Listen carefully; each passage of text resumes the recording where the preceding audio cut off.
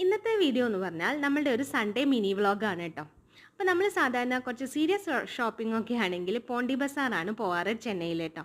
അപ്പോൾ അങ്ങനെ ചെന്നൈ പോണ്ടി ബസാറിൽ പോയി കഴിഞ്ഞിട്ടുണ്ടെങ്കിൽ ഒരു സൈഡിൽ പാർക്ക് ചെയ്ത് കഴിഞ്ഞാൽ നമുക്ക് ഒറ്റ സ്ട്രീറ്റിൽ തന്നെ അത്യാവശ്യം ബ്രാൻഡഡ് കടകളെല്ലാം ഉണ്ട്. അപ്പോൾ നമുക്ക് എല്ലാ ഷോറൂമിലും ഒറ്റ നടത്തത്തിന് തന്നെ കയറി അത്യാവശ്യം പർച്ചേസ് ഒക്കെ ചെയ്തിട്ട് പോരാം.